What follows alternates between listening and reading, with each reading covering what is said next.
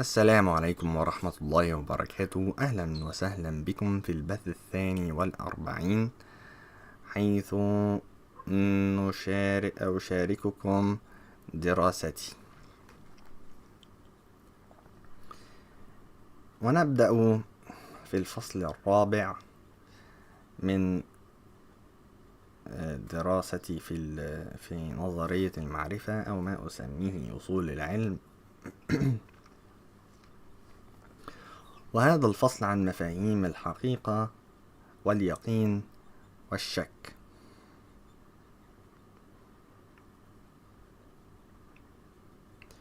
يبدأ القسم الأول من الفصل الرابع عن مجال نظرية المعرفة أو علم العلم أو أصول العلم. فيقول: We find ourselves therefore in the face of a field of research which is as interesting as it is polemical. This is the study of knowledge as per the etymology of the word gnoseology. But we need to specify the perspective from which we are here going to consider knowledge. This perspective will be specifically that of truth. Of course, the whole of philosophy is intimately related to truth, since its essential intention is to achieve true knowledge of reality. This is the only commitment of philosophy, this commitment to truth, which amounts to a commitment to reality, because the truth is the agreement of man's intellect with the reality of things. وبهذا نرى أن هذا القسم بأكمله غير مفيد. فنمسحه. أنا بلخص يعني، فبمسح يعني ما أجده غير مفيد.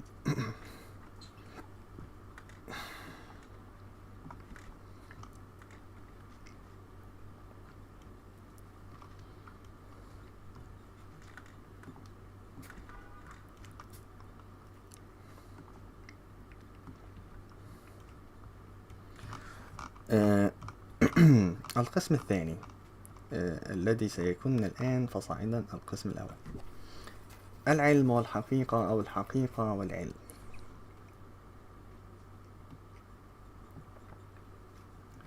هو إيه الأقسام الأخرى؟ العلم والحقيقة، الحقيقة والعلم والواقع، أصل الحقيقة. ما هذا الهراء؟ ما هذا العبث؟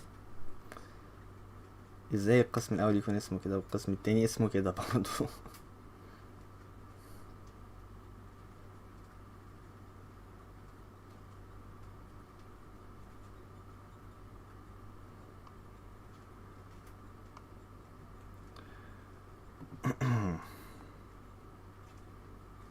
ماشي، نسيبنا من العناوين دلوقتي، دعونا ننظر في المضمون.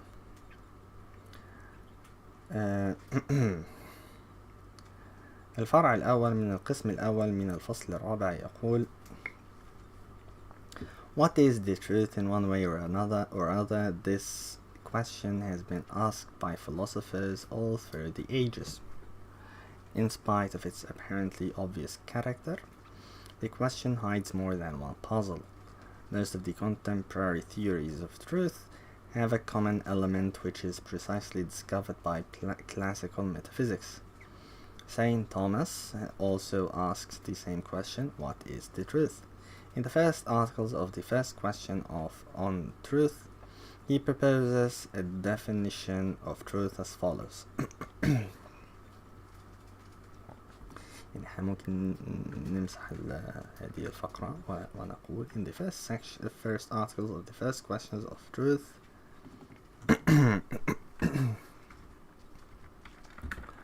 توماس، ولا نقول توماس ولا أكوينس؟ خلينا نقول أكوينس proposes a definition of truth as follows: truth is the conformity between the thing and the intellect. نمسح الكلام اللاتيني ده.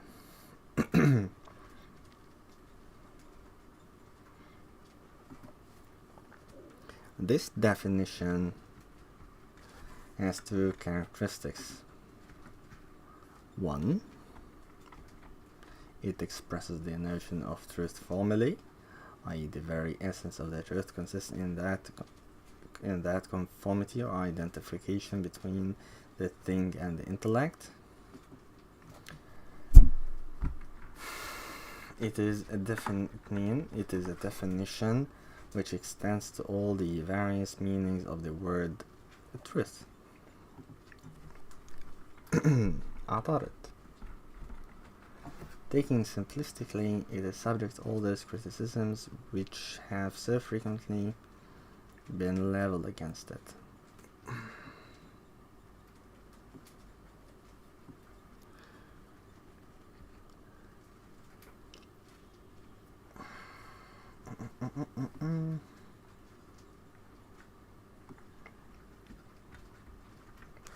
Miss ChatGPT, explain please.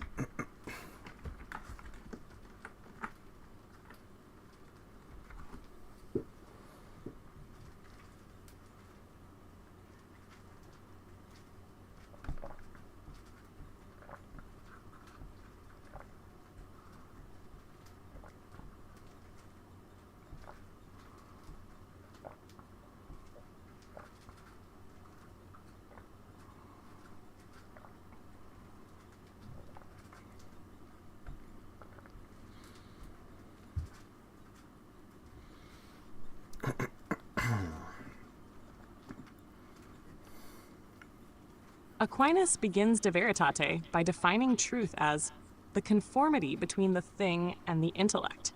What he means is that truth happens when the mind correctly matches or corresponds to reality. If my intellect judges that this tree is green, and in reality the tree is green, then my judgment is true because it conforms to the thing as it is. This definition has two important features. First, it expresses the very essence of truth. Truth itself consists precisely in this conformity, not in anything added from outside.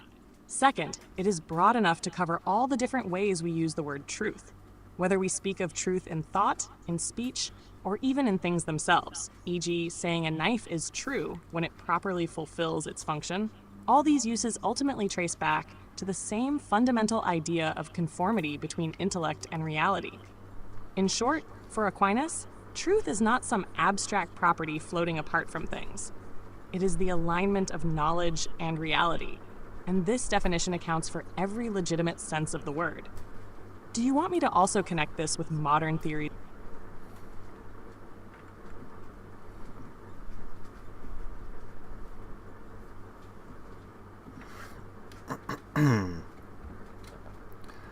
يعني إيه from outside؟ ماذا يقصد؟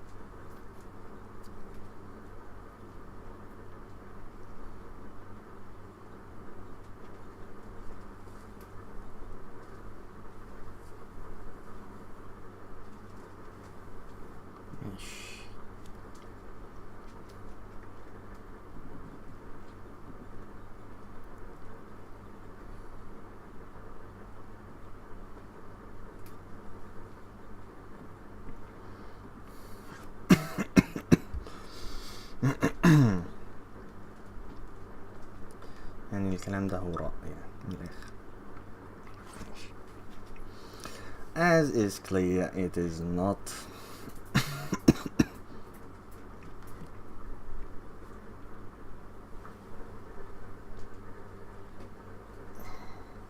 As is clear, it is not that the intellect has physically the same form as the known thing. When I know a tree, for example, the form of the tree does not inhere in me in the same way in which my soul informs my body, nor in the way that my face configures a visage that my friends recognize. When I know something, I possess its form, I conform myself, I proportion myself to it, but in an immaterial, intentional way. The conformity of truth is cognitive conformity. This is precisely what the critics of the classical theory see.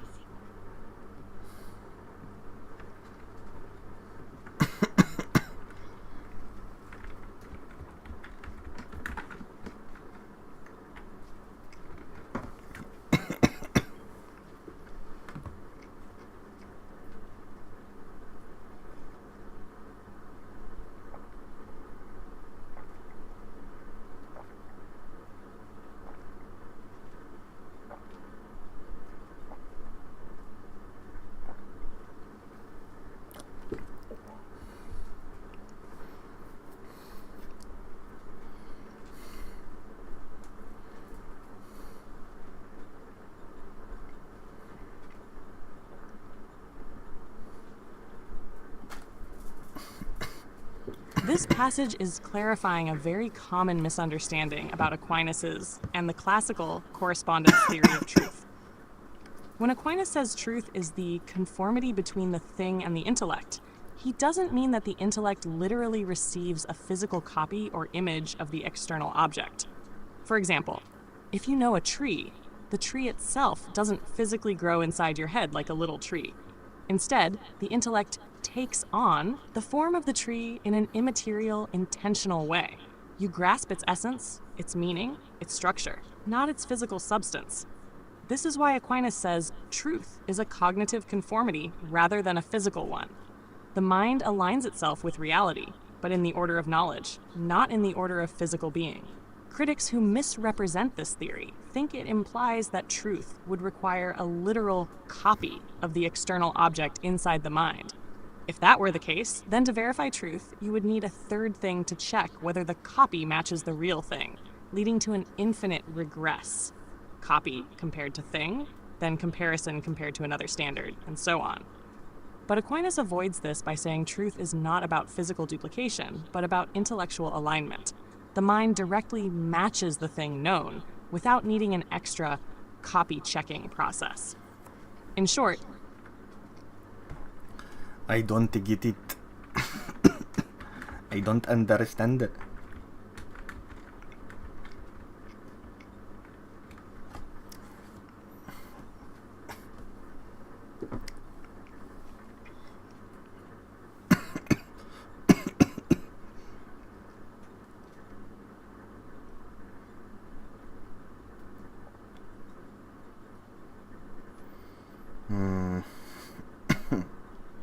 الجزئية دي مهمة، لازم نفهمها كويس جدا.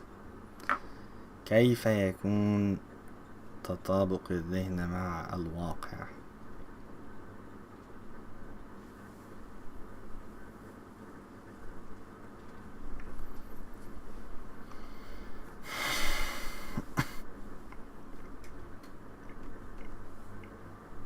got it. Let me slow it down and make it clearer. Aquinas says, truth equals the conformity between the intellect, mind, and the thing, reality. Now, what does conformity mean? It does not mean the mind makes a physical copy of the object. For example, when you know a tree, your mind does not contain a little tree inside your head. Instead, your mind grasps the form of the tree, its essence, treeness, but in an immaterial way. So, the tree's form exists in the real world as matter plus form, wood, leaves, roots. In your intellect, the same form exists, but without the matter, it exists as a concept, as knowledge. That's what Aquinas means by cognitive conformity. The mind matches reality by possessing its form as knowledge. Now, the critics misunderstood this. They thought Aquinas meant truth equals having a copy or picture of the thing inside your head. If that were true, then 1, you'd need a copy of the tree in the mind. 2, but then you'd also need something else to check if the copy matches the real tree. 3, and then something else to check that, leading to infinite regress. Aquinas avoids this problem. He says, truth isn't about matching a copy to the real thing. Truth is when your intellect directly aligns with the thing's essence. You understand it as it is. So when you know a tree, your intellect is not holding an image to compare. It is directly conformed to the tree's form in an immaterial way. Simplified, truth is not copying reality inside your head. Truth is your mind grasping the form of reality as it is, without needing a separate checker.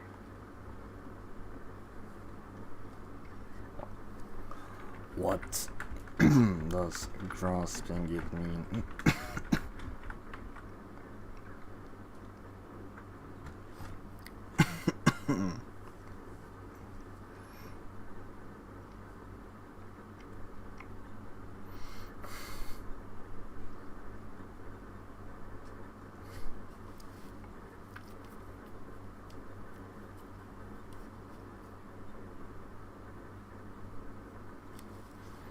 Excellent question. When Aquinas says the mind grasps the form of something, he means that the intellect receives the object's intelligible essence, what it is, but in a non-material mental way.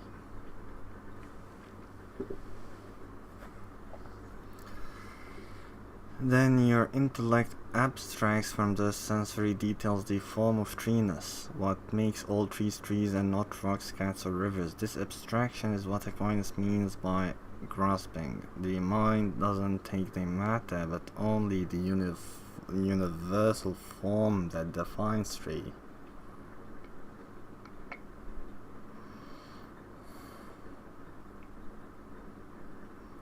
It is like when a scanner doesn't keep the paper itself, but it captures the information from the paper into the digital form. Your intellect scans the object's form into an immaterial concept. حاسس بصراحة مش عاجبني الكلام، مش مقنع.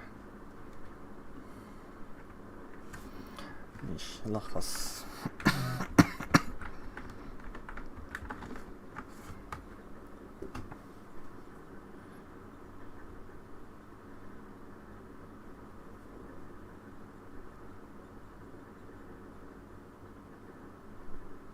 الجزئية دي مهمة بس أنا مش مستوعبها.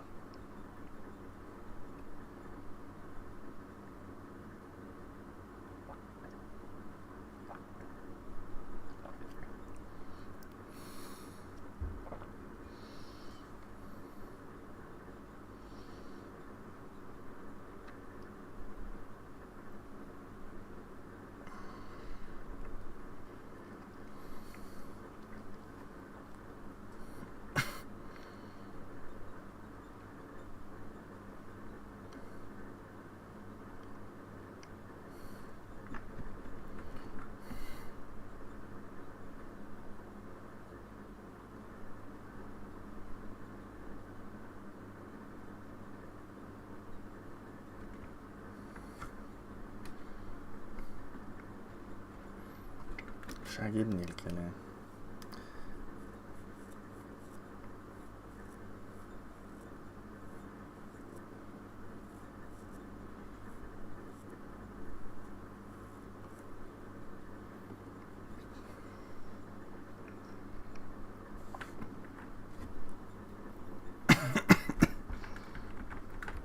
You think objectively of this conception of truth.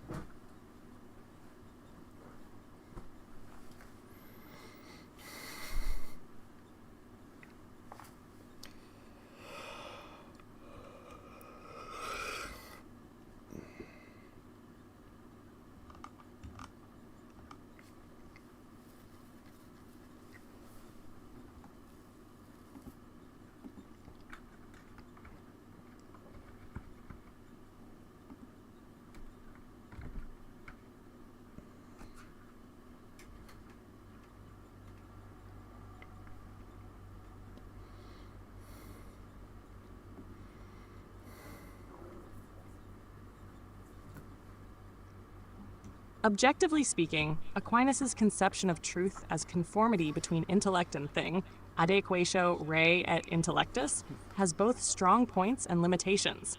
Its strength lies in its clarity and realism. It grounds truth in a direct relation between thought and reality, which avoids the trap of subjectivism. Instead of saying truth is only what feels right, Aquinas anchors it in whether our understanding matches what is. This explains well why scientific statements, or everyday judgments, can be considered true or false. Its refinement that knowledge is not a physical copy, but an intentional assimilation of form, is also philosophically elegant. It explains how we can know things without literally duplicating them inside our minds.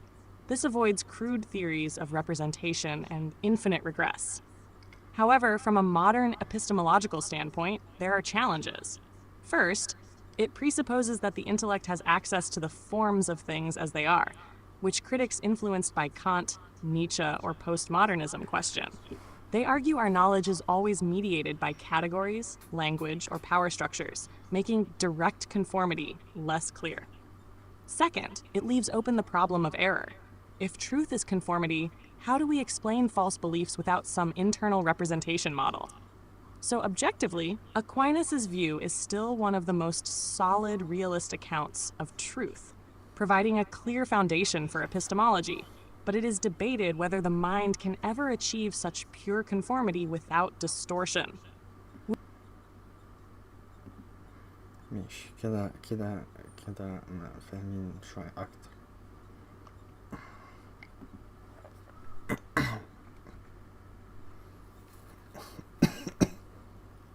He begins with the notion of being as that which is first conceived by the intellect, since it is that which is most evident, and that into which all other concepts can be resolved.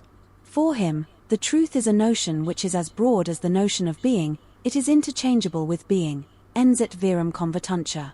Being is interchangeable with the truth because all reality, inasmuch as it is determinate, is knowable, all being can be known. However, St. Thomas' notion of truth contains another important feature, namely that when we say true, we do not mean the same thing as when we say being. True and being signify the same real thing, but they signify it in different ways. This is in tune with contemporary philosophy. According to current philosophy, we can say that they have the same referent, Bedeutung, but different meaning, Sinn. The notion of truth adds something to being, but not something which is alien to it. Nothing can be added to being which is of a different nature from being.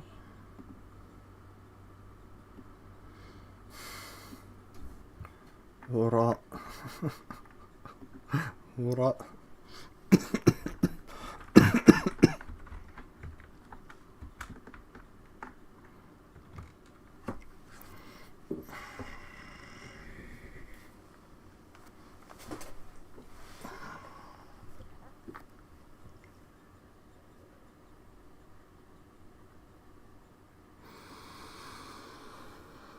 حسبنا الله ونعم الوكيل.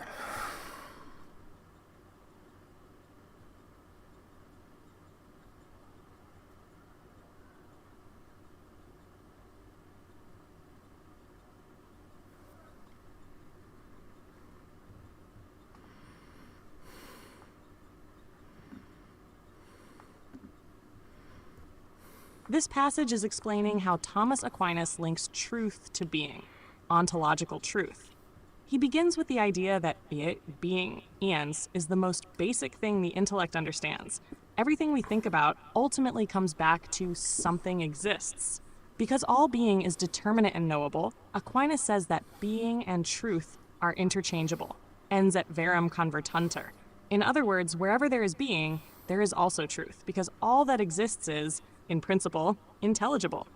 But Aquinas also points out that being and true do not mean the same thing. They refer to the same reality, but they emphasize the different aspects of it.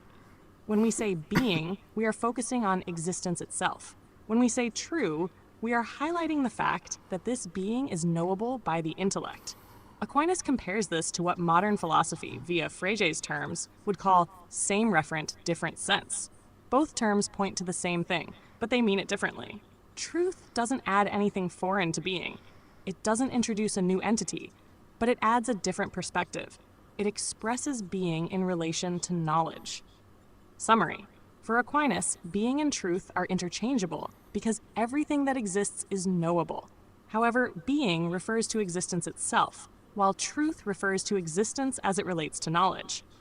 They refer to the same reality, but with different meanings. Do you want me to also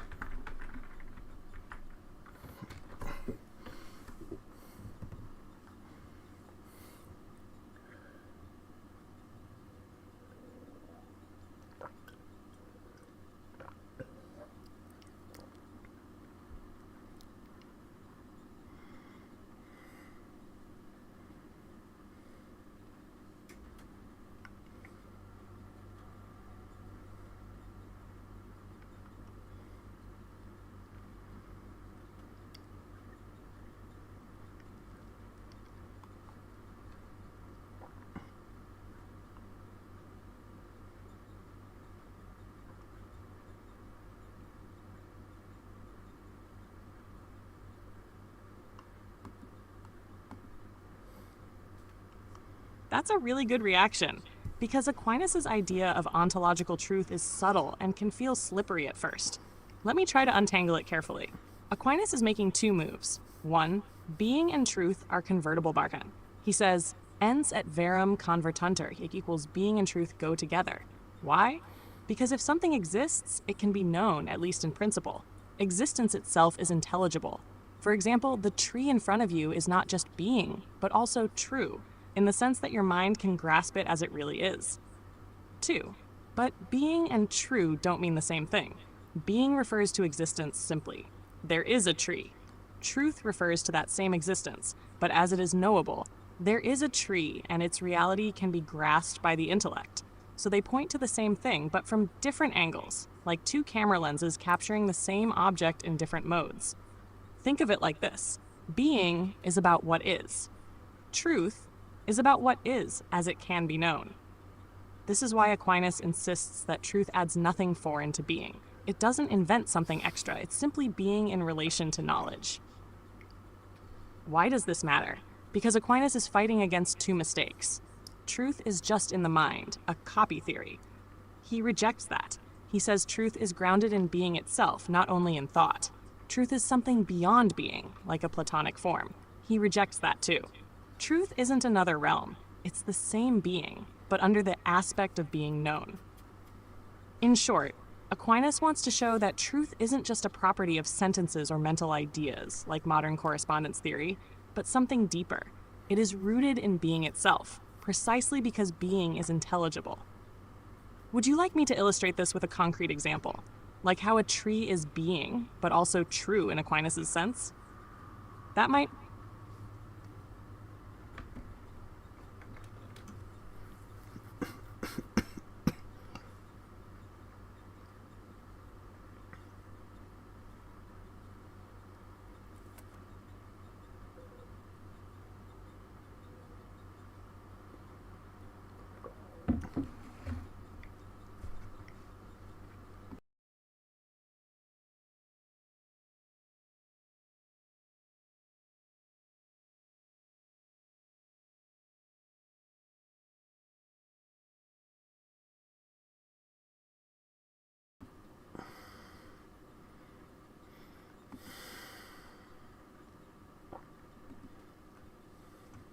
Perfect.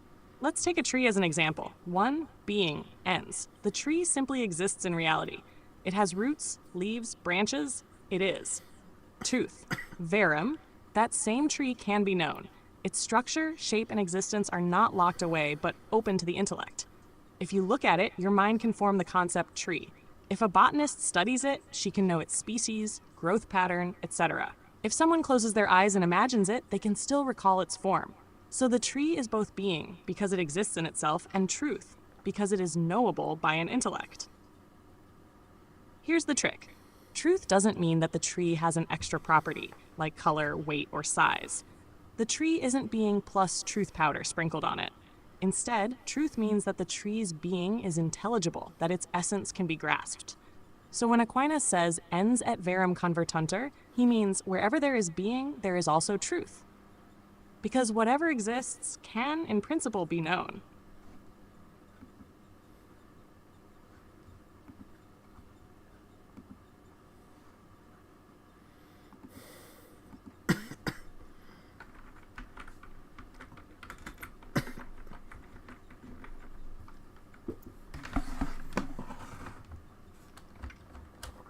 Summarize, my friend.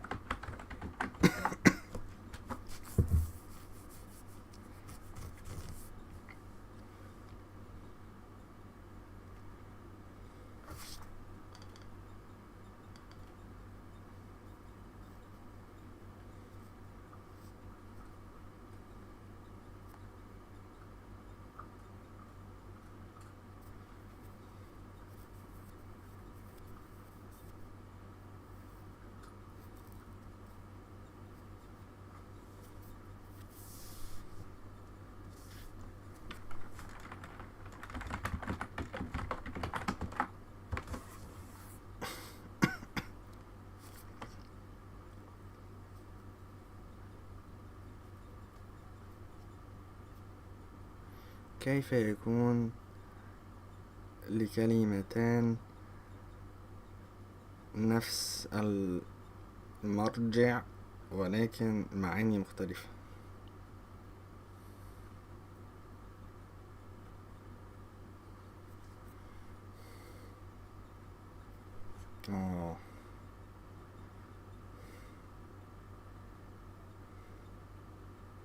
تمام.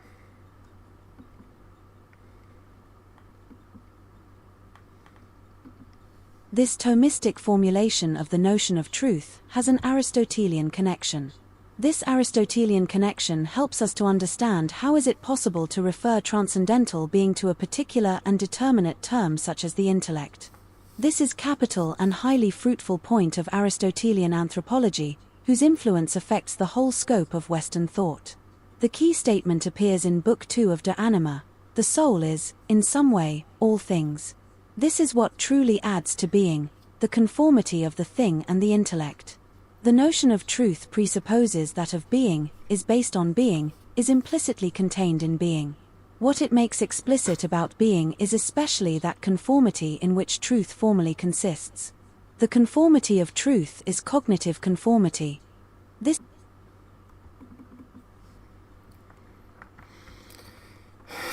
يعني الكلام ده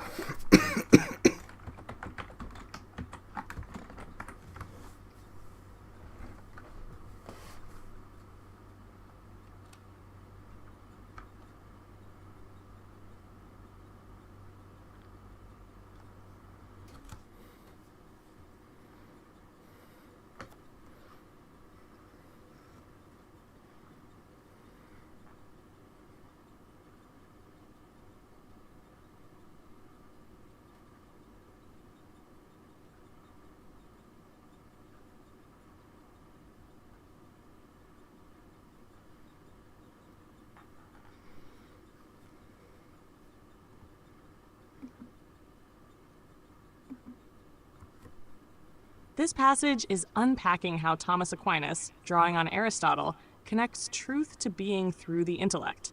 Aristotle, in De Anima, says that the soul is, in some way, all things. What he means is that the human intellect has the capacity to know any kind of being because it can take on the forms of things without becoming those things physically. For example, when you know a tree, your mind doesn't be... This passage is unpacking how Thomas Aquinas, drawing on Aristotle, connects truth to being through the intellect. Aristotle, in De Anima, says that the soul is, in some way, all things. What he means is that the human intellect has the capacity to know any kind of being because it can take on the forms of things without becoming those things physically. For example, when you know a tree, your mind doesn't become wood and leaves, but it receives the form of treeness in an immaterial, cognitive way. Aquinas takes this Aristotelian insight and builds his theory of truth on it. Being itself is the starting point. Anything that exists, ends, can, in principle, be known. Truth, however, adds something more specific. It is the conformity between the thing and the intellect. So while being is the broader foundation, truth makes explicit the cognitive relationship between what is and the mind that grasps it. In short, the passage is saying that for Aquinas, truth isn't just another way of saying being. Truth is being as it enters into a relationship with the intellect, and this rests on the Aristotelian idea that the human soul is capable of becoming all things through knowledge. Would you like me to also summarize this in a very concise way to make it crystal clear?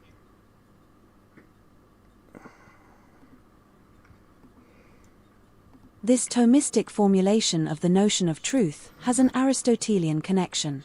This Aristotelian connection helps us to understand how is it possible to refer transcendental being to a particular and determinate term such as the intellect.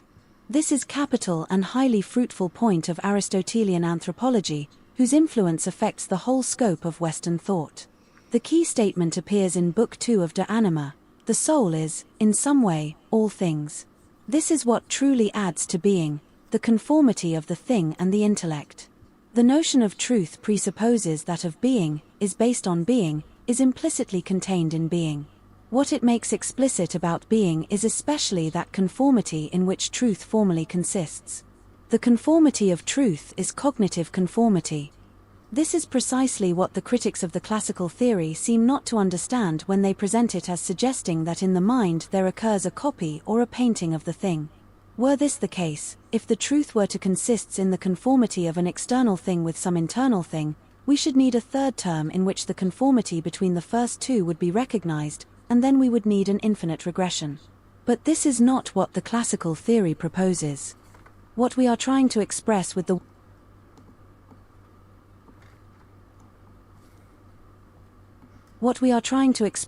word conformity is that when the act of the intellect has the property of truth, the intellect acquires the same form which the thing known has in its proper self.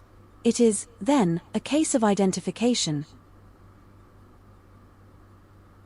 The intellect that acquires the same form which the thing known has in its proper self. In virtue of which the known thing and the knowing faculty become intentionally the same thing.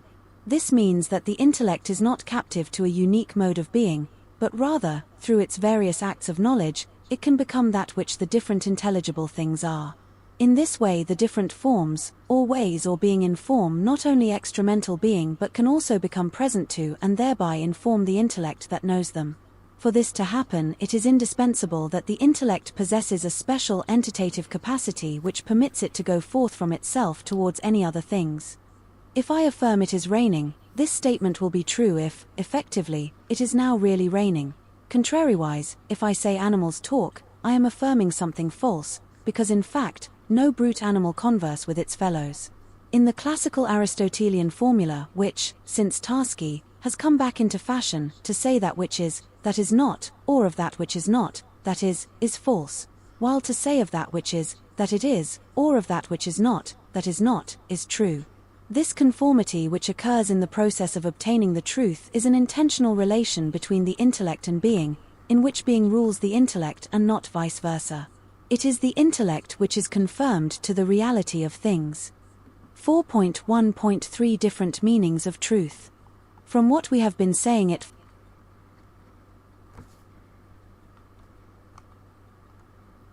هراء هراء 4.1.3 Different meanings of truth.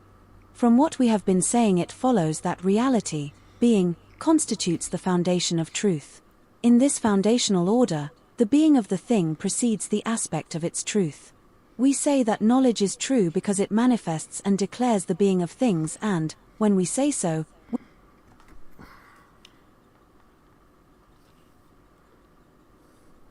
we are referring to the effect of. From what we have been saying it follows that reality, being, constitutes the foundation of truth.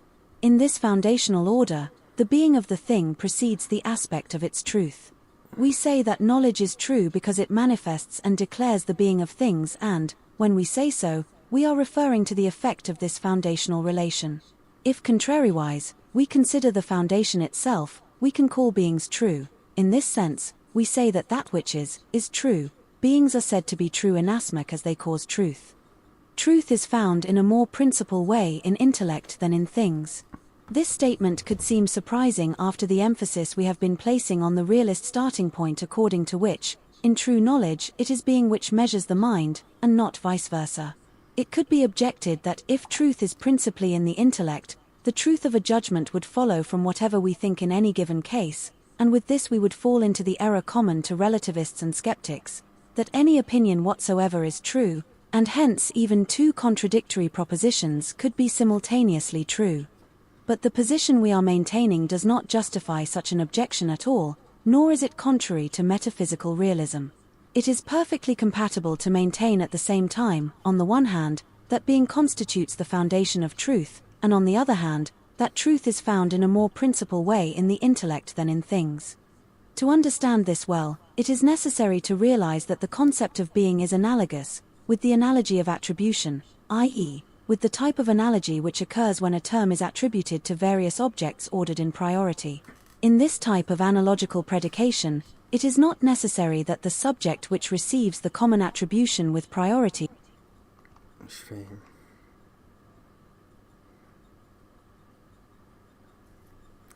سيبك من الفقرة دي من أول هنا كده. copy explain Mr. ChatGPT.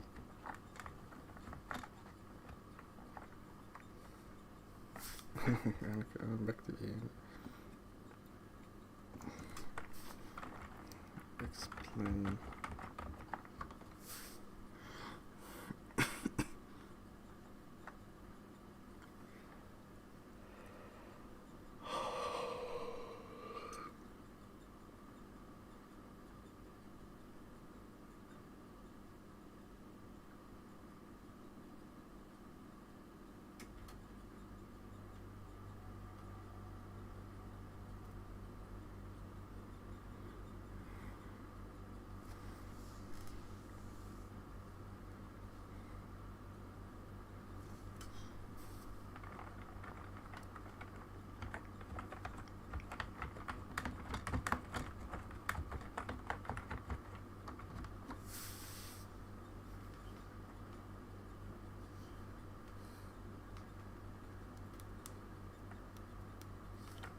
explain in more detail, please.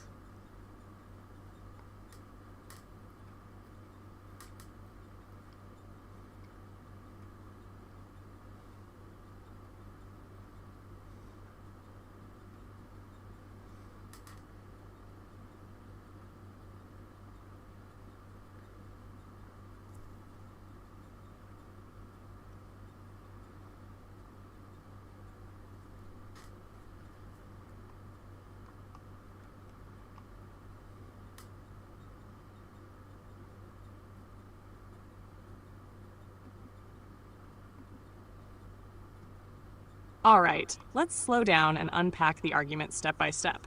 Aquinas is making a very careful distinction that balances realism, truth depends on reality, with the claim that truth resides more in the intellect than in things. 1. The worry.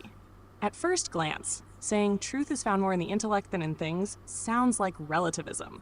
That would mean truth depends only on what we think, so any opinion would be true, even contradictory ones. Aquinas does not mean this.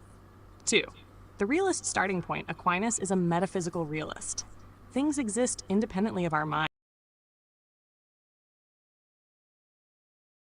All right, let's slow down and unpack the argument step by step. Aquinas is making a very careful distinction that balances realism, truth depends on reality, with the claim that truth resides more in the intellect than in things. 1. The worry. At first glance, saying truth is found more in the intellect than in things sounds like relativism. That would mean truth depends only on what we think, so any opinion would be true, even contradictory ones. Aquinas does not mean this. 2. The realist starting point. Aquinas is a metaphysical realist. Things exist independently of our minds, and the mind must conform to them, not the other way around. A tree doesn't become an apple tree just because I think it is one. Reality sets the standard for truth. So why say truth is more in the intellect? 3. Analogy of attribution. Aquinas uses the Aristotelian principle of analogy of attribution. This means a term can apply to different things in related but unequal ways. Example, healthy applies primarily to an animal because health exists properly. All right.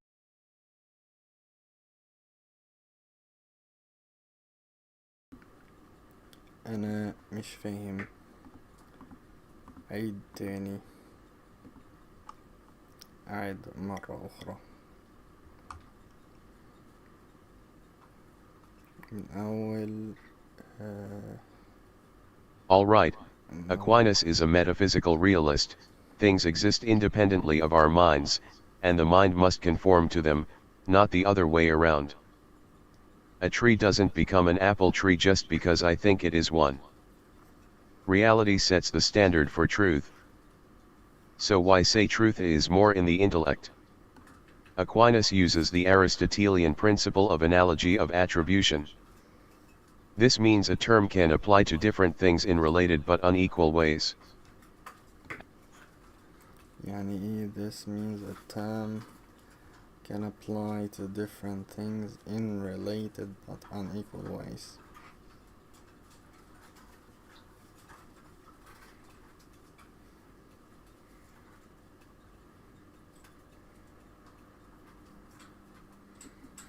Asterisk example, healthy applies primarily to an animal, because health exists properly in the body. Asterisk medicine is called healthy only secondarily, because it causes health in the animal. So when we say truth is in things, it is only by attribution, since things are the cause and foundation of truth. But when we say truth is in the intellect, it is primary, because truth formally consists in the conformity of the intellect with being. Dash. Asterisk medicine is called healthy only secondarily, because it causes health in the animal. So when we say truth is in things, it is only by attribution, since things are the cause and foundation of truth. But when we say truth is in the intellect, it is primary, because truth formally consists in the conformity of the intellect with being. Dash. Hashtag 4. Where truth is formally found.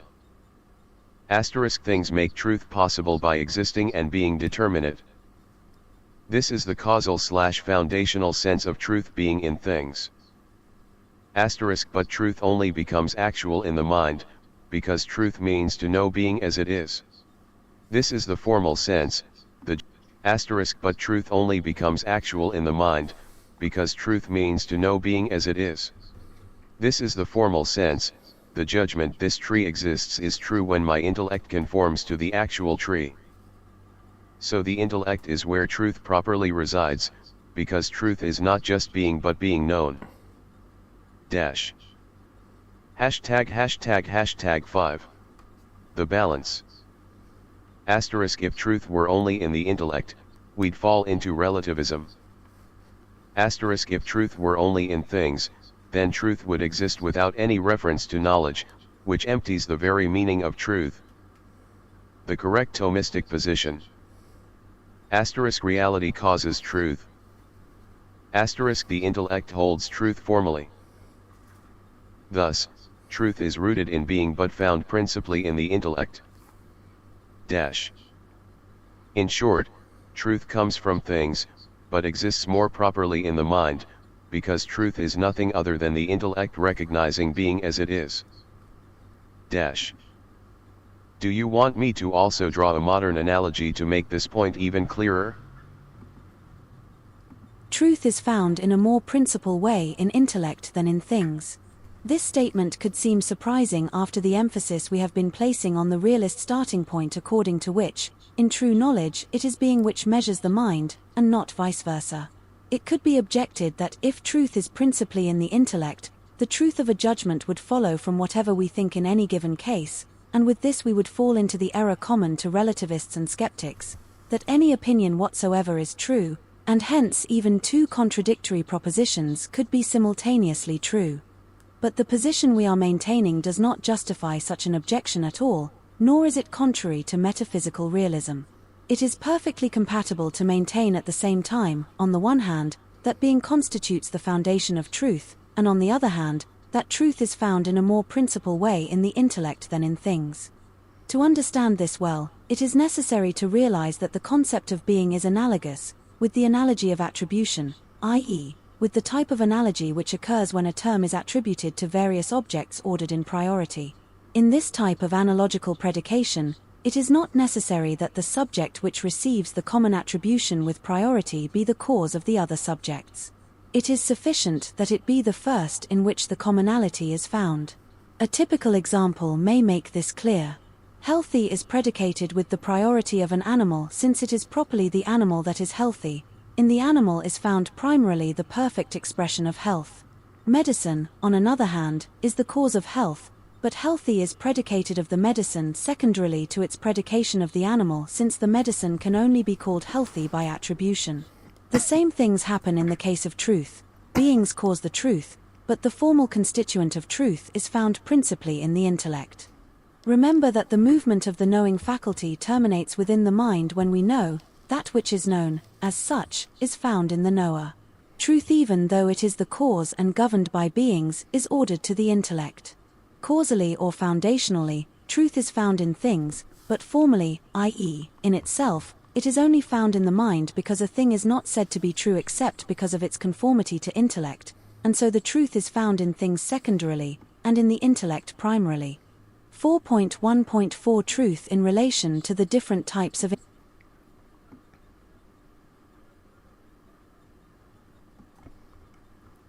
هراء هراء أي كلام.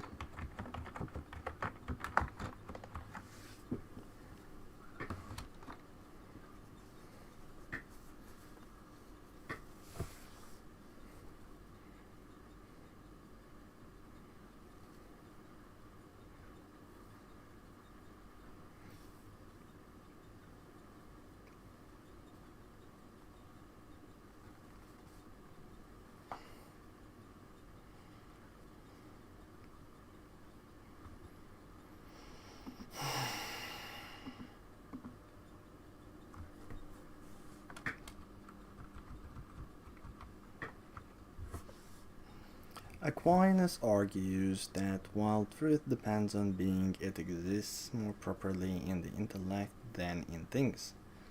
This does not mean that truth is subjective, because being remains in its foundation. The truth is analogous to terms like healthy. An animal is healthy in the primary sense, while medicine is only called healthy by attribution.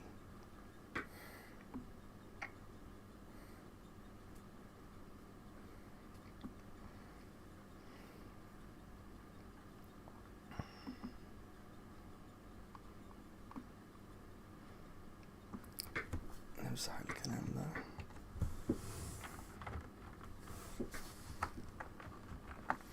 Things cause truth, But truth itself consists formally in the intellect's conformity to being. Thus truth is rooted in reality itself, but resides principally in the mind, since truth is only recognized when being known. Aquinas argues that while truth depends on being,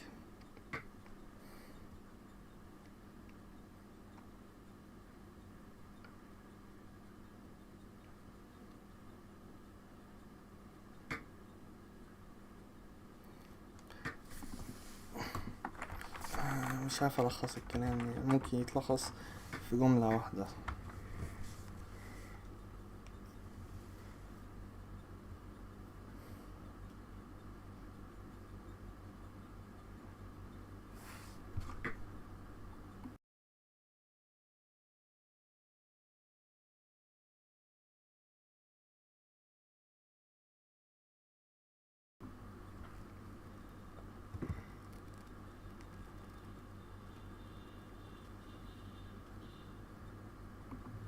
عشان ناخد الكلمتين دول.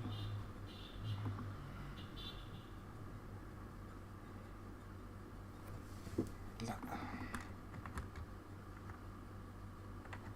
الله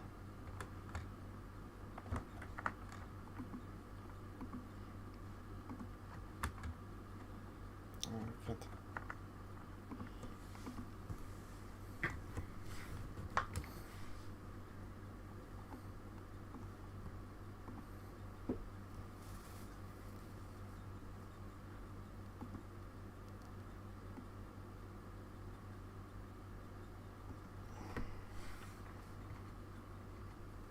أنا بفكر أكتب القسم كله،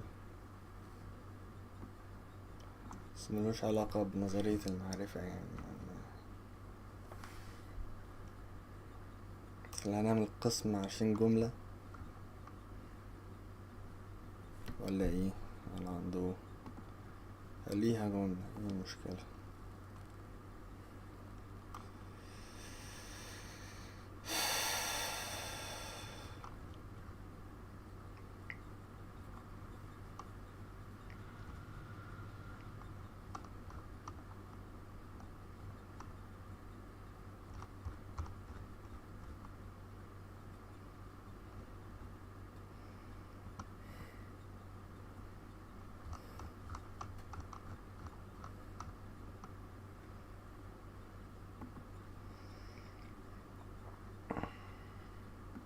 This doctrine becomes clearer and more explicit if we consider truth in relation to different types of intellect. The types of intellect can be classified as follows. Practical intellect. The human, practical intellect of the artisan is the cause of the becoming, fieri, of artificial things and is the measure of their truth, but only inasmuch as they are artificial, not inasmuch as they are beings. Effectively, the artisan produces his work in accord with the exemplary idea which he has of it in his mind. The truth of the artifact, therefore, depends upon its conformity to its paradigm. Speculative intellect. Speculative intellect of man gets its knowledge from things and is, in a certain sense, moved by them, and thus things measure it. In speculative knowledge, the intellect contemplates things as they are, so these things are the measure and the rule of the truth of the speculative human intellect. Divine intellect.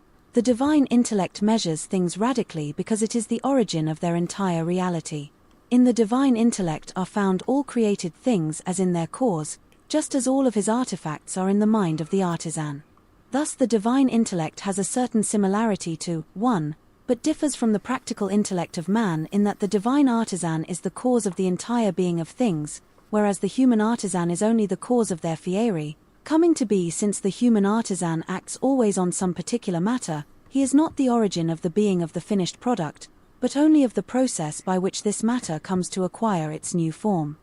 Thus the divine intellect, and its truth, measures and is not measured, it is mensurans non mensurata, the things, and their truth, are measured by the divine intellect which, in its turn, measures the human intellect. The things are mensurata et mensurans, our intellect is measured, mensurata, by natural things which it knows speculatively. It is only the measure, mensura, of the coming to be of artificial things. Some modern and contemporary ideologies understand the truth, above all, in the sense of practical intelligence and, Besides, they tend to reduce it to a technical model. The panorama of different types of truth offered in the classical conception tends to lose its analogical character, to be compressed within a much more rigid vision. In opposition to traditional wisdom, Descartes already proposed a philosophy which would convert man into the master and possessor of nature. While classical thought considered that in human intellectual knowledge there is an element of pure receptive contemplation, of attentiveness to the being of things. The characteristic attitude of modernity is definitely that of activity and transformation. To the extent that it is an affirmative statement, this position is clearly positive. From it, to a great extent, derives the technical advantage of which we are the beneficiaries. What is defective about it is its tendency to exclusiveness, which comes from forgetting that technical intelligence is found on speculative intelligence. Kant goes so far as to affirm that intellectual knowledge is a mere doing. In addition, Marx goes to the extent of affirming that the question of truth, if it is made independent from praxis, is trivial. Marxism attempts to identify theory and praxis. Thus, truth is only what man does, in reference to the total historical process. A less ambitious but no less radical pragmatism reigns in a significant part of Occidental thought. Truth is results, efficiency, and success. It is true that philosophy has not always given practical truth the attention it merits, but practical truth can only be rehabilitated, and this is being done successfully when it is not extrapolated. When human praxis is made absolute, the value of truth dissolves. The loss of being which has occurred in large segments of modern and contemporary thought leads to the loss of the sense of truth. The genuine meaning of truth is given by the situation of created things in relation to God who creates them, and in relation to man, who knows them. This is why natural things that are situated between two intellects are said to be true in virtue of their conformity to each of them. Because of its conformity to the divine intellect, a thing is said to be true inasmuch as it fulfills that for which it has been destined by the intellect of God. And because of its conformity to the human intellect, it is said to be true inasmuch as it is ordered by its very nature to cause a true estimation of itself, i.e., inasmuch as it is knowable truly, it shows itself as it is, and it does not of itself and intrinsically give rise to error.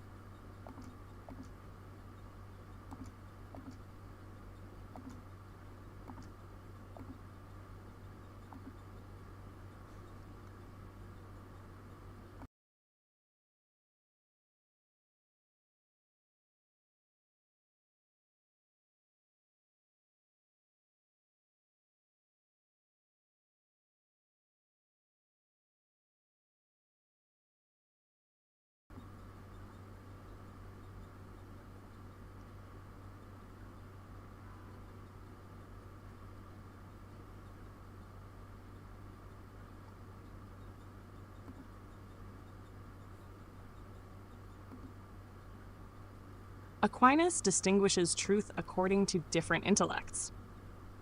In practical intellect, truth lies in the conformity of artifacts to the artisan's idea.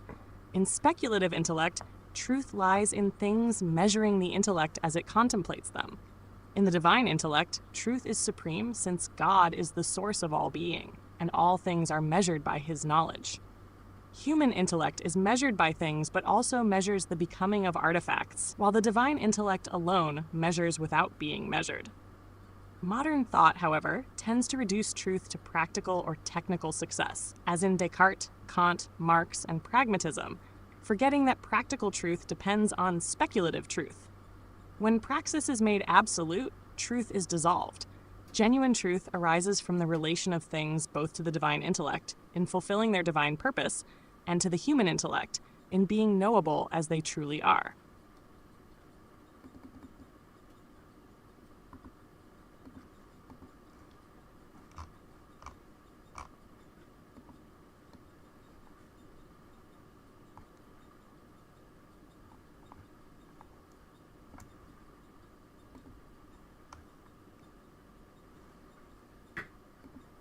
أي كلام. أي كلام. 4.2.5 Truth and the human intellect. Describe the relationship between the truth of things and human intellect. From this metaphysical perspective, the truth is For the 4.1.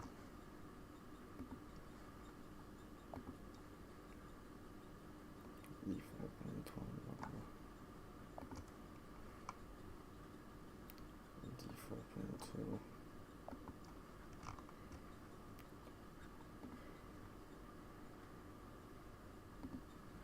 4.1.5 Truth and the human intellect. Describe the relationship between the truth of things and human intellect. From this metaphysical perspective, the truth is present in the divine intellect in a proper and primary way. In the human intellect, it is present in a proper and secondary way. And, finally, the truth is present in things in an improper and secondary way. We have already seen that truth is found properly in the intellect, as health is found properly in the animal. But it is in the divine intellect where it is found primarily, because, by their origin, the things created by the divine intellect are conformed to it. Derivatively, the human intellect possesses the truth since it is in the human intellect, where the formal expression of the conformity in which truth consists takes place. Contrariwise, in created things, truth is only found in relation to both intellects and, therefore, it can only be said of things by attribution. The truth which is said to be in things in comparison to the human intellect is, in a certain sense, accidental to them. It does not make them to be what they are. The being of things does not depend upon the knowledge which man might have of them. Altogether, man knows little, very little, and reality does not wait upon man's judgments to exist in many forms.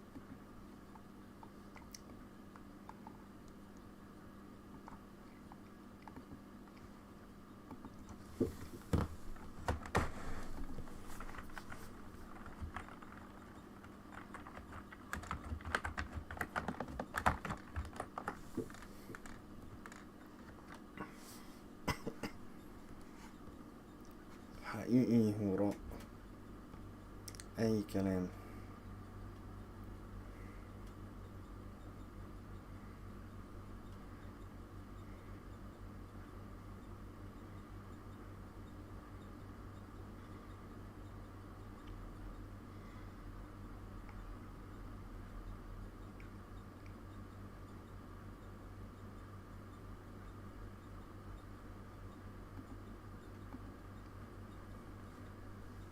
Truth exists primarily in the divine intellect, secondarily in the human intellect, and only by attribution in things.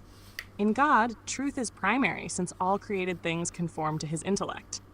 The human intellect holds truth in a derivative but proper way, as it formally grasps the conformity between thought and being. In things, truth exists only in relation to intellects, not essentially, since their existence does not depend on human knowledge. Thus, while things are knowable, their being is independent of our judgments.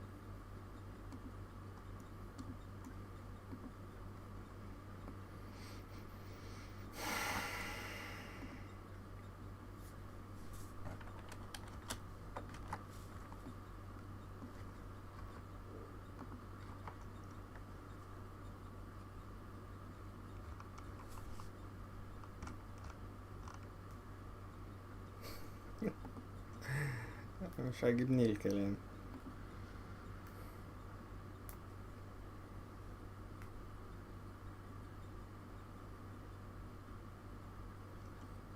Truth refers to the moment at which things move the intellect and inform it. The process of knowing terminates in the soul because it is necessary that what is known to be in the knower according to the mode of being of the knower. While the cognitive process goes from things to the mind, the movement of the appetite tends to things in themselves, because what is desired are things, not as known, but as real. Therefore, Aristotle speaks of a sort of circular process in the acts of the soul. The thing outside the soul moves the intellect, and then the known thing moves the appetite, which now tends towards the thing in which the movement began.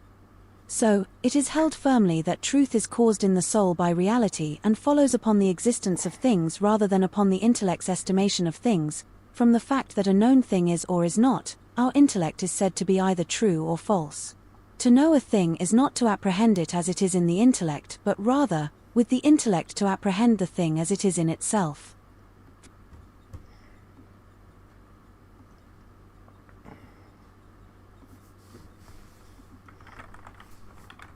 Explain. Shame.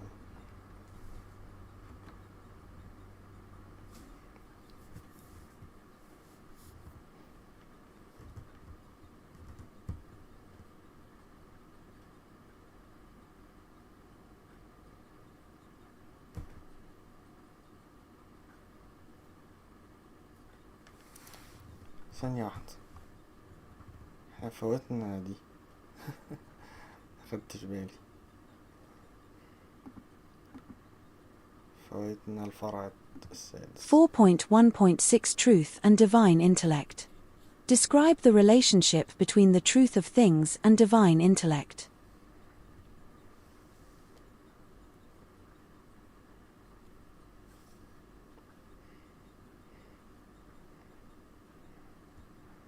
Basically, The truth which is said of things in comparison to the divine intellect belongs to them in an indispensable way. Things could not subsist without the divine intellect, which produces them and constitutes them as what they are. Thus, the statement that truth is found principally in the intellect has to be understood as referring above all to the divine intellect.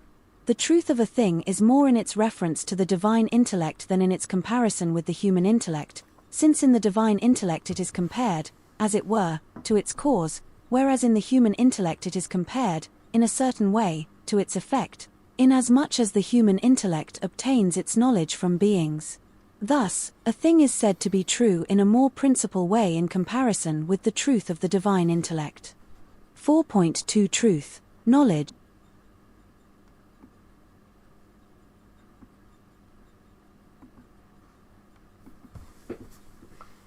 اشرح يا أستاذ شات جي بي تي.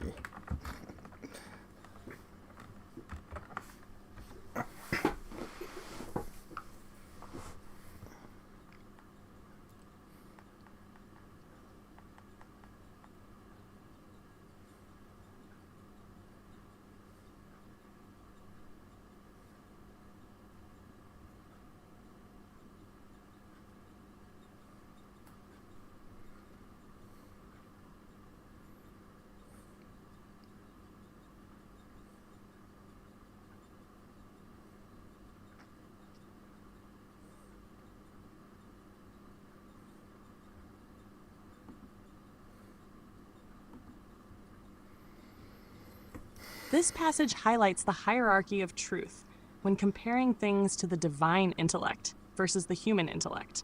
For Aquinas, truth is primarily in the intellect, but most of all in God's intellect. Why? Because things depend on the divine intellect for their very existence. God's knowledge is the cause of reality. Things are true insofar as they perfectly conform to the divine ideas that give them being. In this sense, the truth of things in relation to God is indispensable. Without God's intellect, they would not exist at all. By contrast, when things are compared to the human intellect, their truth is secondary. Our intellect does not cause reality, but receives it. We come to know things as effects of their being. So, when we say something is true in relation to us, we mean it corresponds to our knowledge of it, but this is only derivative. Thus, a thing is more truly true in relation to the divine intellect, because it is measured by its cause, than in relation to the human intellect, where it is measured as an effect. Do you want me to also show how this ties back to the different... يعني ايه برضه؟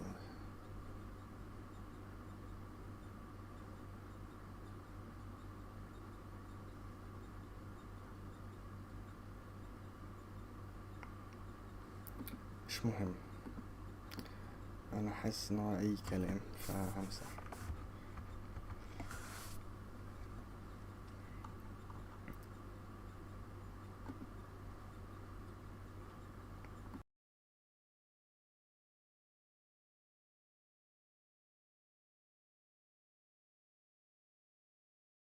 This passage explains how truth connects knowledge to reality through the soul's activity. Truth happens when reality moves the intellect and imprints itself on it. Since knowledge must exist inside the knower according to the knower's mode of being, the intellect receives the form of things immaterially. Once known, the object doesn't remain locked in the intellect. It stirs the appetite, which desires the thing not as known, but as real, leading back to external reality. This creates a circular dynamic. Reality first acts on the intellect grasps the reality, and then the will or appetite moves back outward toward that reality. Importantly, truth is grounded in the existence of things, not in our subjective opinions. If a thing is as it is known, the intellect is true. If not, it is false. To know, then, means not to trap reality inside the mind, but to apprehend it as it exists outside the mind. Would you like... مش فاهم برضه.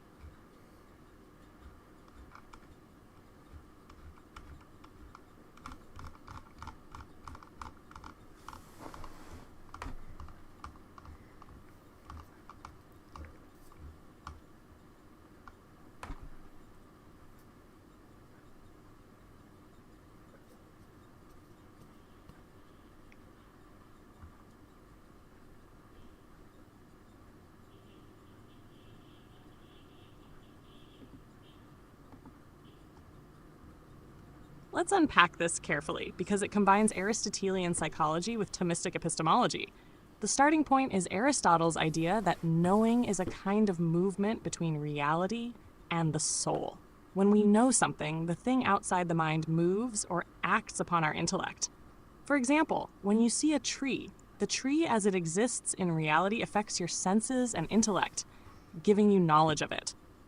Now, Aquinas stresses that the process of knowing terminates in the soul, because knowledge means that the form of the thing known exists in the knower, but according to the mode of the knower. A tree does not exist inside you as wood and leaves. It exists immaterially, as a concept or intelligible form, proportioned to the intellect's way of being. This is why Aristotle said that the soul is, in a way, all things. But human beings are not only knowers, we are also desiring beings.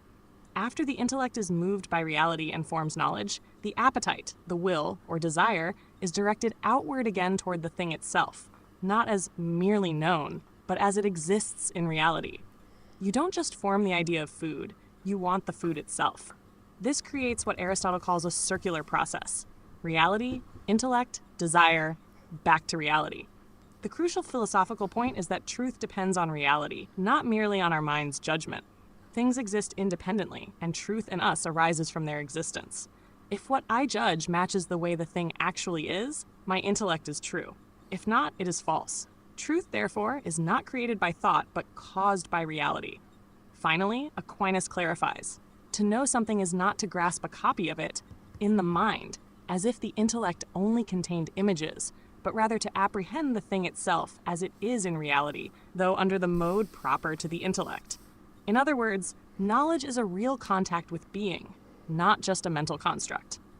In summary, reality acts on the intellect knows reality as it is, desire seeks the reality itself, and truth arises when the intellect conforms to being.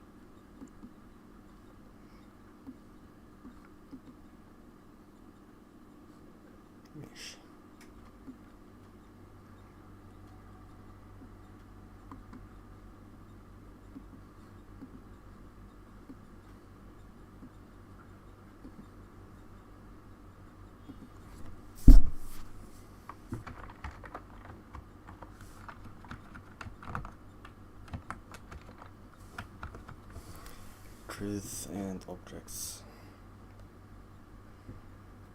The realist meaning of the classical definition of truth is shown as well in that truth is explained as conformity of the intellect with the thing, res, and not with the object. Terminology, here, is not indifferent because object, of itself, signifies that which is present before the knower, that which the subject has before himself, a biectum. لا حول ولا قوة إلا بالله. إيه الكلام ده؟ The realist meaning of the classical definition of truth is shown as well in that truth is explained as conformity. The realist meaning of the classical definition of truth is shown as well in that truth is explained as conformity of the intellect with the thing and not with the object. الفرق بين thing و object.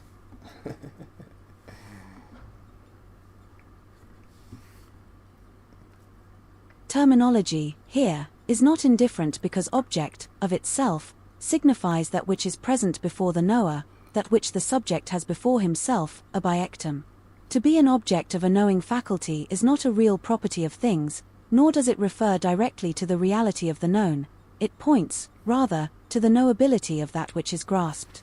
One can develop a gnoseology based on the subject-object relationship without ever having to go outside the immanentist framework. Note carefully that immanentism is not simply equivalent to subjectivism. The most radical idealisms have been objective idealisms, those of Fichte, Schelling, Hegel and, in its own way, the critical idealism of Kant. Idealists do not, in general, have great difficulty in recognizing that we know objects, but they are very sticky about accepting the fact that we know things, realities, which, in themselves, transcend the immanent subject-object relations. Very significant, in this respect.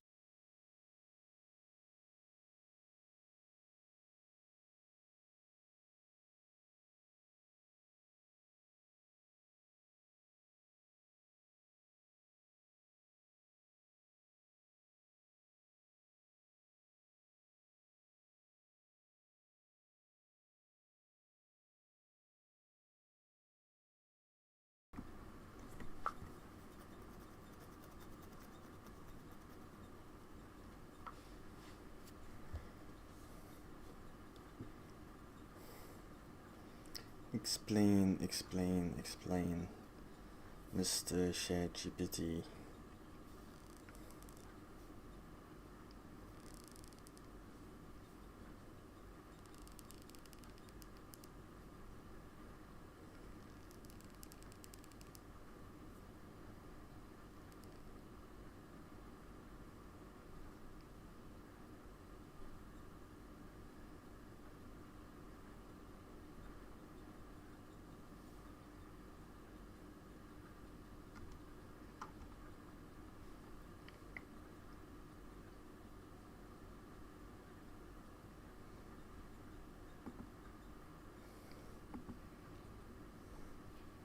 This is a very subtle but crucial distinction in epistemology, especially between realism and idealism.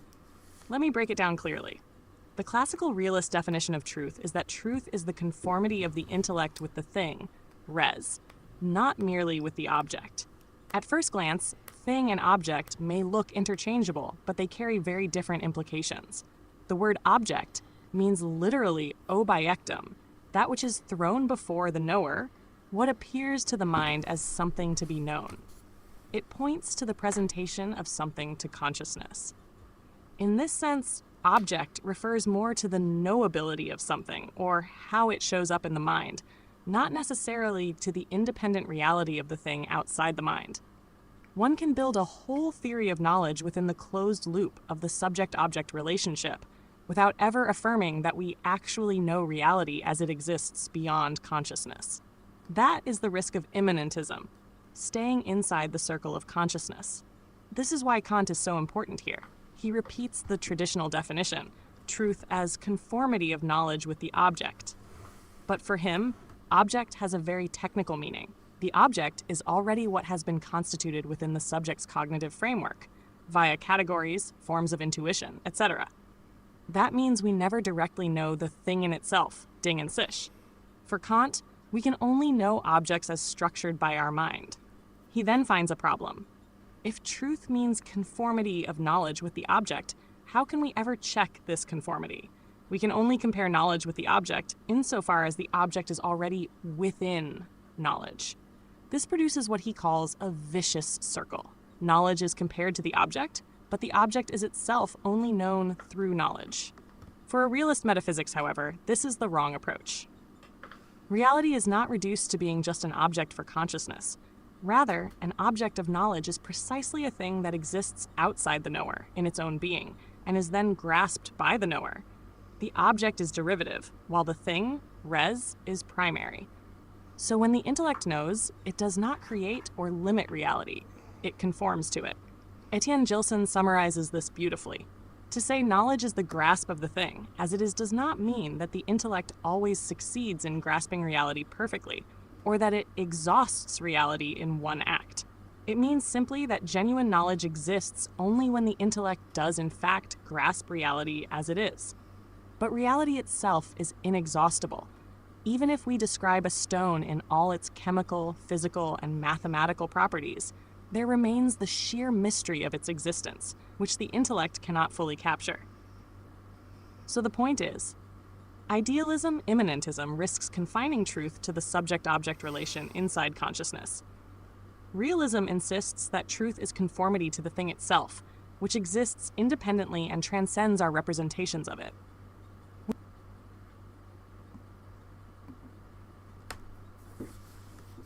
مش فاهم الإشكال.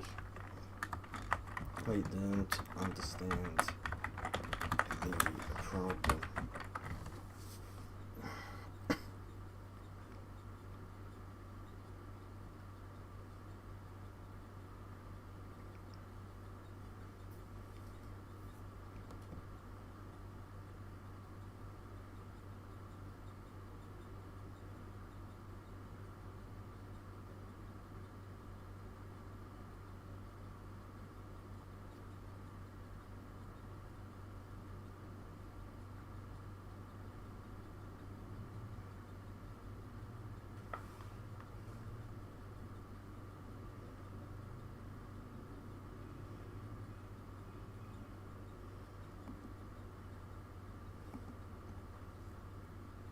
Good.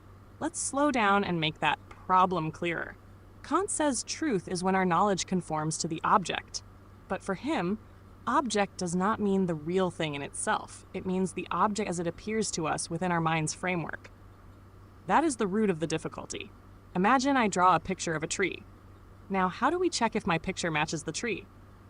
I have to put the picture next to the tree itself. Only then can I compare. But Kant says, the tree is only ever available to me through my own mind's categories and forms. In other words, I never access the tree itself, only the tree as my mind presents it. So when I compare my knowledge, the picture, with the object, the tree as my mind presents it, I'm not really stepping outside my own mind. I'm only comparing one mental content with another mental content. That's the circle. To judge whether my knowledge matches the object, I would need to get at the object apart from knowledge. Good. Let's slow down and make that problem clearer. Kant says truth is when our knowledge conforms to the object. But for him, object does. The tree is only ever available to me through my own mind's categories and forms. I never access the tree itself, only the tree as my mind presents it. So when I compare my knowledge, the picture, with the object, the tree as my mind presents it, I'm not really stepping outside my own mind. I'm only comparing one mental content with another mental content to judge. That's the circle. To judge my knowledge, whether my knowledge matches the object, I would need to get at the object apart from knowledge. But if the object is itself only within knowledge, then I never get outside of my own representations.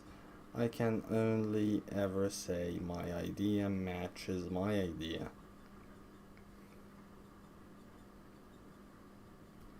ماشي، تعالوا نقرا النص الأصلي ونشوف هنفهم ولا لأ المرة دي.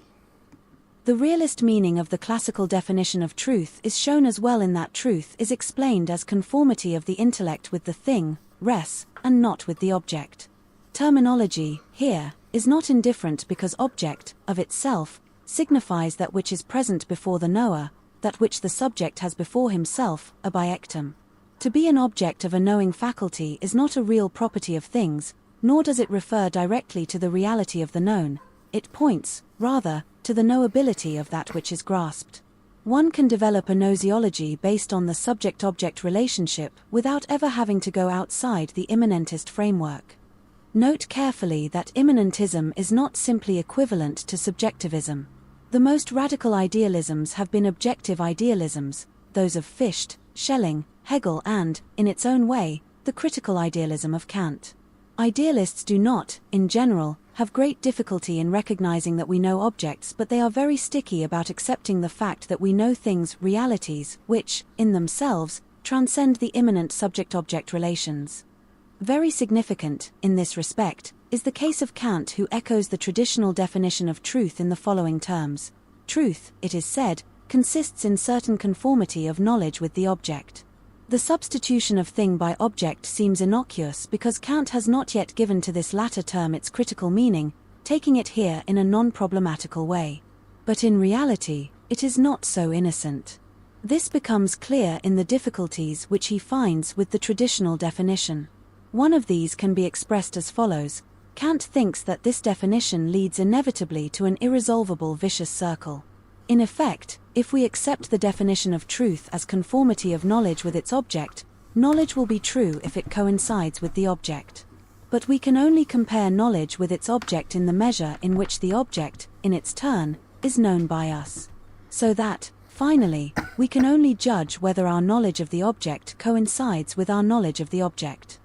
From the perspective of realistic metaphysics, the thing is not reduced to being an object but rather the other way around, because the object of knowledge is the thing known according to its being outside of the knower, i.e., inasmuch as it subsists in itself, even though there is no knowledge of this thing except inasmuch as it is in the knower, as the color of the stone is not known except by its species or form in the eye. Because, as Gilson points out, to say that all knowledge is the grasping of the thing as it is, does not at all mean that the intellect invariably grasps the thing as it is, but rather that knowledge exists only when the intellect does grasp the thing as it is. Even less does it mean that the intellect exhausts the total content of its object in one act.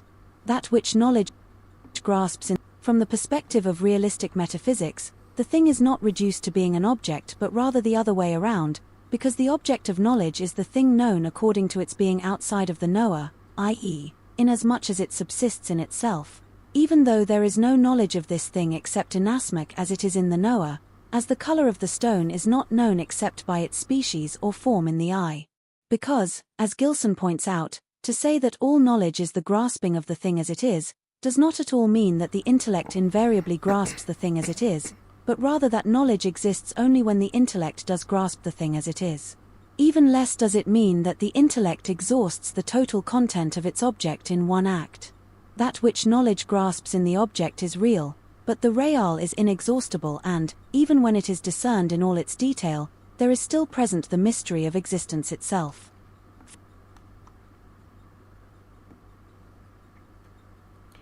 ماشي، الخلاصة بقى. Summary.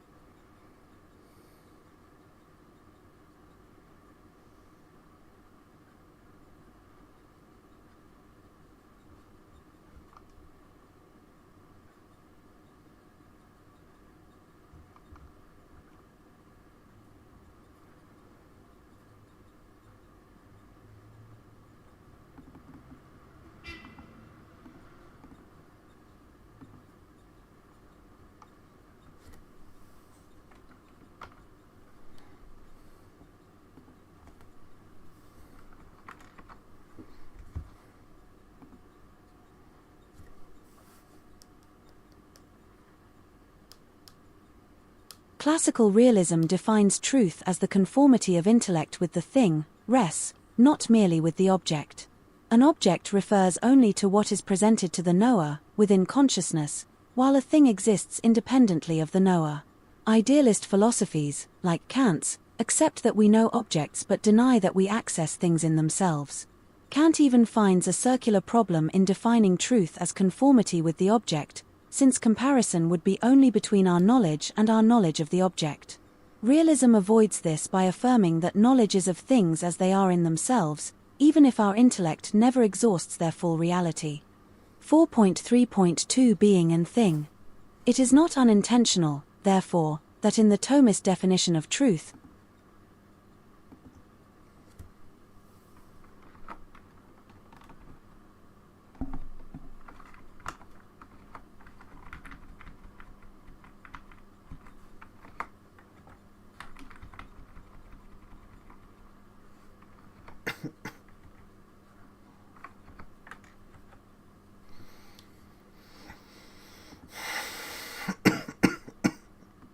it is not unintentional, therefore, that in the Thomist definition of truth, one speaks of conformity with the thing.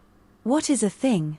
There is nothing said affirmatively and absolutely that can be found in every being except its essence, according to which the being is said to be, and thence is derived the name thing, which, according to Avicenna in his Metaphysics, differs from being in this. Whereas being is taken from the act of being, the name thing expresses that the being has a quiddity or essence. Thing, res, is that which was perfect and firm being in reality. The term thing designates a being inasmuch as it has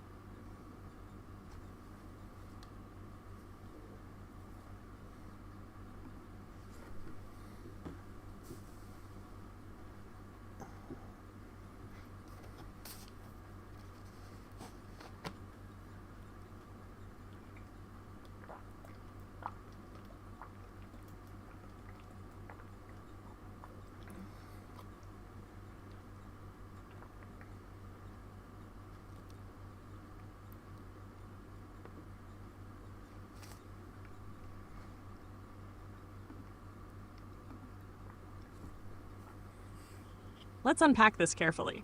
In Thomistic thought, the definition of truth stresses conformity with the thing, res, not just any abstract idea. Why? Because thing refers to what truly exists in reality with essence, quiddity. Avicenna made a useful distinction here. Being ens refers to something insofar as it exists, from the act of being itself, esse. Thing res refers to that which has not only existence, but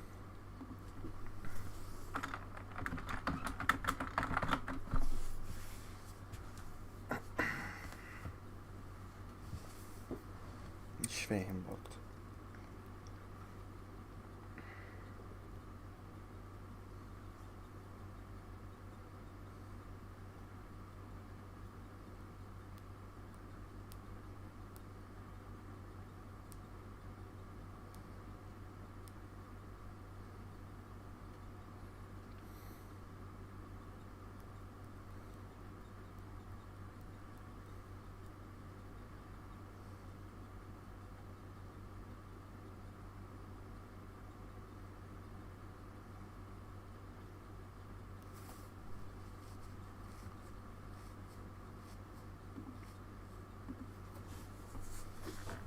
Got it. Let me slow down and make it simpler.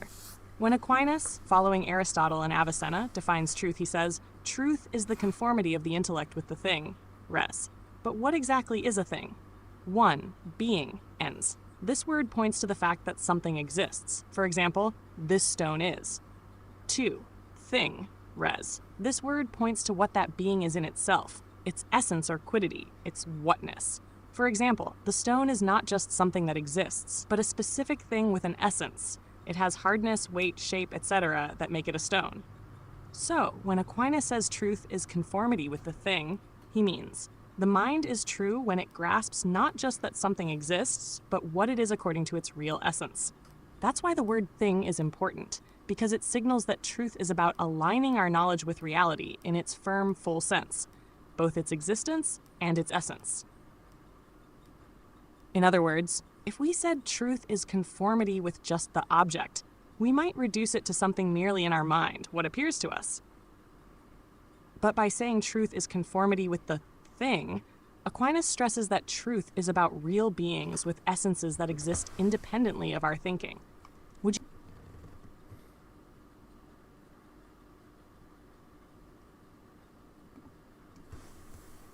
لسه مش فاهم برضه.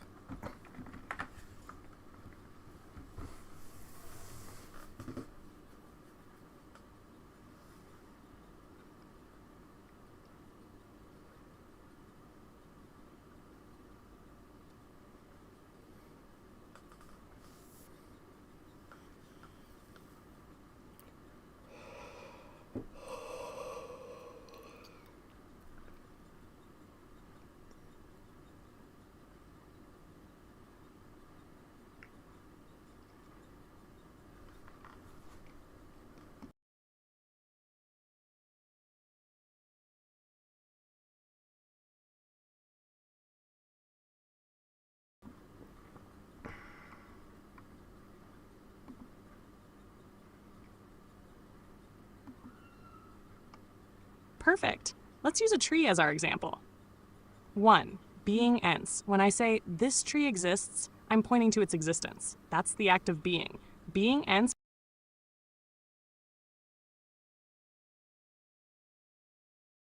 Perfect. Let's use a tree as our example. 1. Being ends. When I say this tree exists, I'm pointing to its existence. That's the act of being. Being ends equals the fact that it is. 2. Thing res, but what is this tree? It's not just something that exists. It has an essence. Roots, trunk, leaves, ability to grow, photosynthesis, etc. These features make it specifically a tree and not a stone, a dog, or a river. Thing res equals a being considered as having a nature or essence, its whatness. 3. Truth and the intellect. Now, if I think this is a tree, and in reality it is indeed a tree, my intellect conforms to the thing, res. That's truth. But if I say this is a bush, then my thought does not conform to the essence of the thing. That's falsehood. So Aquinas uses thing instead of object to emphasize that truth is about matching our intellect with the real essence of what exists out there, not just with the mental representation or object in front of us. Would you like me to also contrast this with Kant's problem, why he shifted from thing to object? أظن يكفي هذا القدر، ولا نكمل ربع ساعة الأخيرة عشان نوصل للساعة 3. أظن كفاية كده، أنا هروح أنام بقى. تصبحوا على خير.